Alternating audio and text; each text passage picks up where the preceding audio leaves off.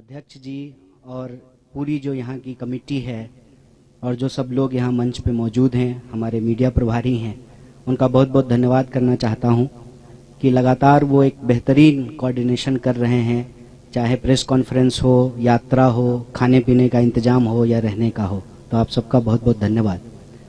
और आज के इस प्रेस कॉन्फ्रेंस में हम मुख्य रूप से एक मुद्दे पे चर्चा करेंगे और इस मुद्दे पे हम लोग लगातार बात कर रहे हैं, लेकिन मुझे लगता है कि जितनी बातचीत हम लोगों ने की है उससे ज्यादा बीजेपी ने इस यात्रा के ऊपर हमले किए हैं। तो बार बार उन हमलों को लेकर के जवाब देना और उनके हमलों में सच्चाई क्या है और झूठ क्या है, इसका स्पष्टीकरण करना जरूरी है। तो आज के प्रेस कॉन्फ्रेंस का मुख्य जो सवाल है, जो मुख्य मुद्दा है, वो है भारत जोड़ो यात्रा के ऊपर आरएसएस बीजेपी के द्वारा किया जाने वाला हमला। अब हम यहाँ पे एक शब्द इस्तेमाल कर रहे हैं, आरएसएस और बीजेपी। ये शब्द हम इसलिए इस्तेमाल कर रहे हैं कि पिछले कुछ दिनों में हमने ये महसूस किया है कि एक बात भुलाने की, भटकाने की कोशिश की जा रही है। अक्सर आजकल चाय की दुकान पे, बसों में, ट्रेनों में, व्हाट्सएप ग्रुप पे एक चर्चा शुरू हुई है कि जब आरएसएस के लोग राहुल जी के ऊपर हमला नहीं कर रहे हैं तो राहुल जी बार बार आरएसएस का नाम क्यों ले रहे हैं। गुड़ का गाछ तो आरएसएस ही है ना।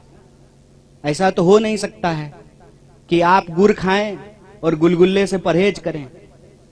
ये जो भ्रम की स्थिति पैदा की गई है, इसमें कुछ भी सच्चाई नहीं है। आरएसएस और बीजेपी में कोई फर्क नहीं है। बीजेपी जो हमला कर रही है वो हमले आरएसएस ही करवा रही है और इसको हम लोग अलग अलग तरीके से नहीं देखते हैं। हालांकि इस बात का जयराम जी ने भी स्वागत किया, हमारे पार्टी के तमाम वरिष्ठ नेताओं ने स्वागत किया कि राम मंदिर के पुजारी ने भारत जोड़ो यात्रा का स्वागत किया। तो इसका हम लोगों ने स्वागत किया कि बहुत अच्छी बात है। और हमने कहा कि जो लोग आना चाहते हैं, भारत जोड़ो यात्रा का दरवाजा सबके लिए खुला हुआ है। हमारे मन में किसी के प्रति कोई नफरत नहीं है, द्वेष नहीं है। जो लोग भी इस देश से प्यार करते हैं, इस देश के संविधान में उनको भरोसा है, इस देश की विविधता और एकता, जिसको कहते हैं यूनिटी एंड डाइवर्सिटी, और जो यूनिटी की डाइवर्सिटी में बिलीव करते हैं। सिर्फ इसकी बात नहीं है कि हमको डाइवर्सिटी में यूनिटी चाहिए, यूनिटी की डाइवर्सिटी को भी हमको रिस्पेक्ट करना पड़ेगा, क्योंकि हम इस दौर में जी रहे हैं जहां अलग अलग तरह के चॉइसेस हैं, अलग अलग तरह का लाइफ स्टाइल है। और ये जो हमारी विविधता है वो हमारा सबसे बड़ा स्ट्रेंथ है। और आप किसी भी एग्जाम्पल को उठा करके देख लीजिए। आप हमारे देश की हॉकी टीम को देख लीजिए, अभी हॉकी का वर्ल्ड कप होने वाला है, हॉकी का मैच चल रहा है। आप हमारी क्रिकेट टीम को उठा करके देख लीजिए, आप हमारे देश की ब्यूरोक्रेसी को उठा करके देख लीजिए, आप हमारी देश की सेना को उठा के देख लीजिए, आप हमारे देश के बिजनेस जो पर्सन्स हैं उनको देख लीजिए। हर फील्ड में हमारे पास डाइवर्सिटी है और ये हमारा सबसे बड़ा स्ट्रेंथ है।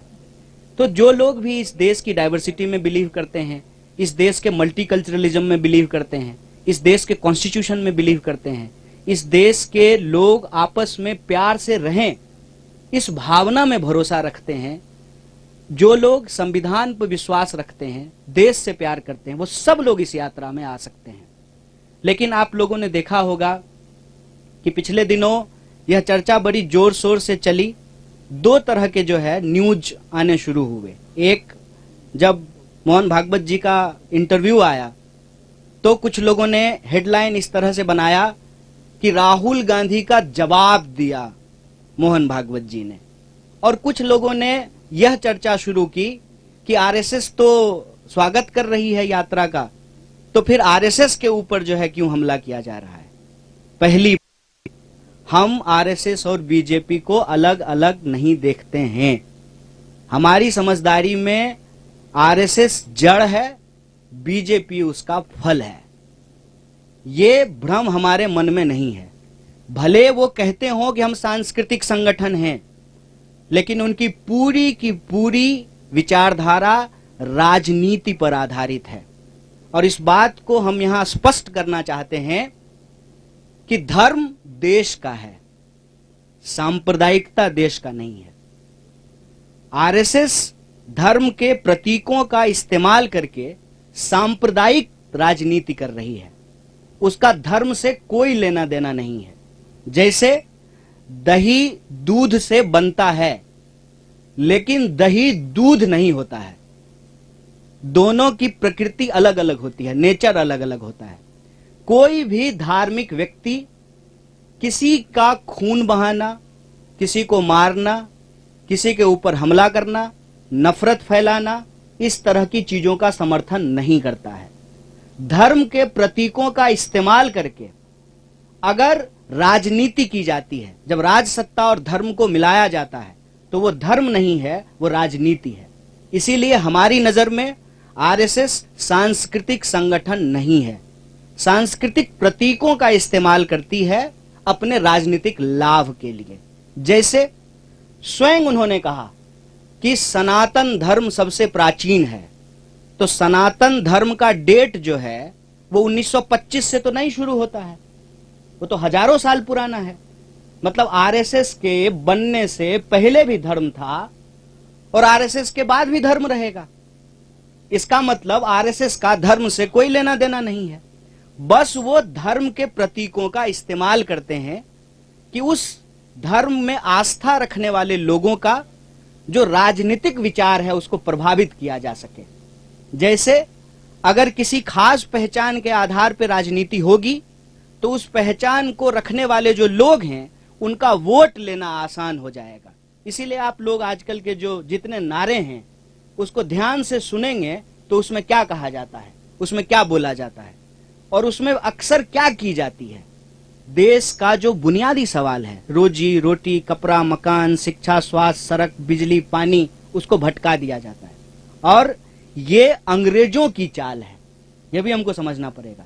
बतौर भारतीय राष्ट्रीय कांग्रेस हमको इस बात का गर्व है कि हम इस देश की आजादी के लिए अंग्रेजों से संघर्ष किए, देश को आजादी मिली, कदम दर कदम बढ़ा करके लड़खड़ाते हुए, संभलते हुए देश हमारा आज इस मुकाम पे आकर के खड़ा हुआ है, जहां उस संविधान के दम पर देश का एक व्यक्ति जो कहते थे कि हम चाय बेचते थे, वो देश के प्रधानमंत्री बन पाए हैं।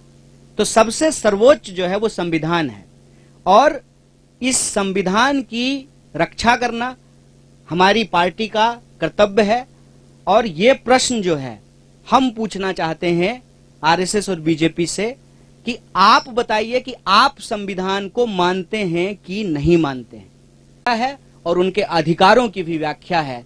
तो इस संविधान के अनुसार जो नागरिक अधिकार हैं उसको बचाना, संविधान को बचाना भारतीय राष्ट्रीय कांग्रेस की प्राथमिकता है।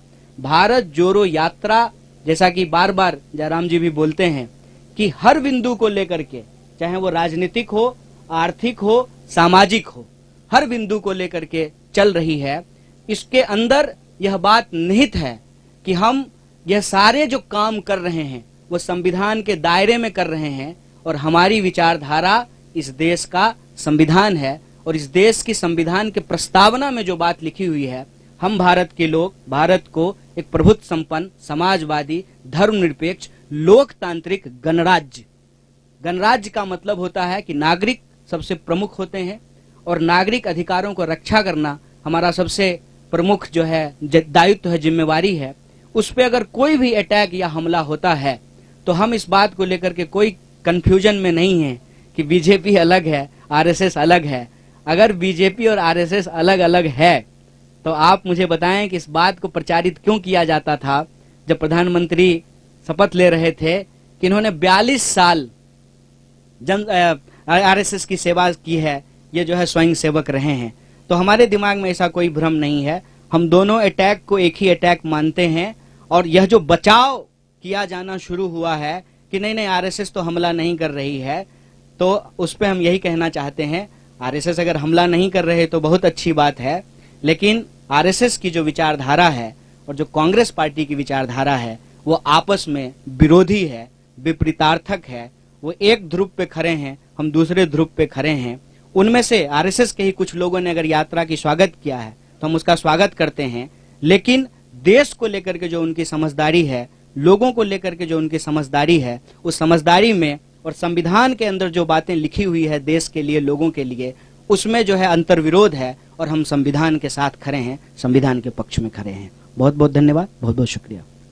अभी कन्हैया कुमार आपसे सवाल लेंगे, पर उसके पहले मैं हमारे पीसीसी अध्यक्ष से गुजारिश करूंगा कि जो पठानकोट में रैली होने वाली है 19 तारीख को, उसके बारे में और कुछ जानकारी दें, और भी जो मुद्दे हैं जो भारत जोड़ो यात्रा जो खास तौर से पंजाब में है, उसके बारे में भी कुछ कहें आपको। धन्यवाद जयराम जी। कन्हैया जी, एक तो अज तुहाडे राही मैं पंजाब दे लोगों का धन्यवाद करना चाहना है कि बहुत बेखूबी दे नाल उन्होंने इस यात्रा का स्वागत किया। उम्मीद तो परे स्वागत होया, लोगों ने स्वागत किया और अज ये यात्रा का 6वां दिन है।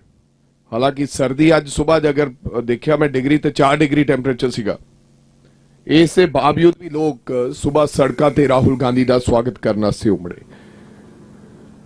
आज ये यात्रा हुण इस तो बाद टांडा उड़मर जाएगी, उथे राती रुकांगे और उस तो बाद कल नूं एक दिन की यात्रा चलेगी, फिर मुकेरियां स्टे होएगा तो फिर हिमाचल दे विच यात्रा रहेगी।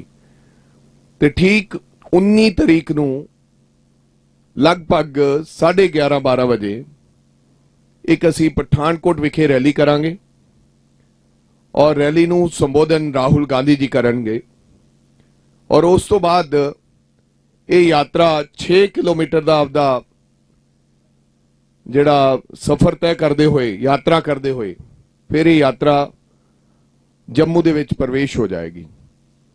सो साथियों, इस यात्रा दे नाल मैं समझदा कि अज बहुत सारिया महिलावां भी राहुल गांधी जी नूं आके मिलियां। तमाम मुद्दों ते इस यात्रा दे नाल जिहड़े पंजाब दे लोग है, पंजाब दे पीड़ित लोग आ, उन्हां नूं बल मिलेगा और बहुत सारे ऐसे मुद्दे है। ये यात्रा केवल राहुल गांधी जी यात्रा करके चले जाएंगे, उस तो बाद पंजाब प्रदेश कांग्रेस कमेटी इस यात्रा के मुद्दों नूं लैके असीं आउण वाले समय जिहड़े तमाम मुद्दे है पंजाब दे, उन्हां दी लड़ाई असीं निरंतर सड़कों ते आउण वाले समय लड़ांगे और यात्रा जाण तो बाद जो 30 तारीख नूं समाप्त हो जाएगी और विधान सभा दे विच भी इन्हां तमाम मुद्दों की असीं ये मुद्दे चकांगे ते लड़ाई लड़ांगे। सो मैं ज्यादा कुछ ना कहना होया, बहुत सारे ऐसे मुद्दे हैं और इस यात्रा दे नाल कांग्रेस दा वर्कर जिथे तकड़ा होया है, दब्बे मिद्दे कुचले उन्हां लोगां नूं इस गल दा बल मिलिया इस यात्रा दे नाल कि हुण साडी आवाज बुलंद करने वाला कोई व्यक्ति देश के अंदर हैगा। और जिस तरह कन्हैया कुमार जी ने कहा कि बिल्कुल ये आरएसएस की जिहड़ी सोच है ਉਹਦੇ ਨਾਲ ਸਾਡੀ ਸਿੱਧੀ ਲੜਾਈ ਹੈ और हमेशा ਅਸੀਂ बोलते कहने कि आरएसएस की विचारधारा जिन्ना चिकर कांग्रेस पार्टी है और मैं इस तो भी बात करांगा जिन्ना चिकर राहुल गांधी और गांधी परिवार है, हालांकि वार-वार अटैक किया जाता है गांधी परिवार से, उन्ना चिकर इस देश के उत्ते आरएसएस की विचारधारा लागू नहीं हो सकती। बेशक वो ताकत दे नाल कई राज्यों के विच आपदी सरकार तो बना सकते हैं, जिस तरह उन्होंने कब्जा किया हुआ है, इस्तेमाल कर रहे हैं, दुरुपयोग कर रहे हैं हर चीज का, लेकिन विचारधारा आरएसएस की इस देश से लागू नहीं हो सकती।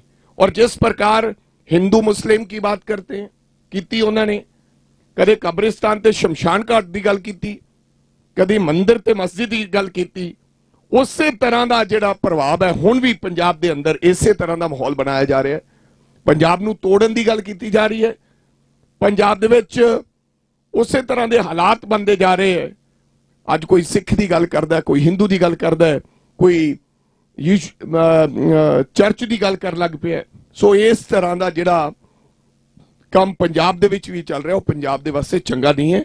सो इन्हां तमाम मुद्दों के वास्ते असीं बिल्कुल छाती डाह के असीं इन्हां दी लड़ाई लड़ते रहांगे। थोड़ा सारिਆਂ ਦਾ बहुत बहुत धन्यवाद, तुसीं इत्थे आए। किसी प्रकार के कोई सवाल है थोड़े कन्हैया जी तो, जयराम जी तो, मेरे तो प्लीज कर सकते हो। धन्यवाद।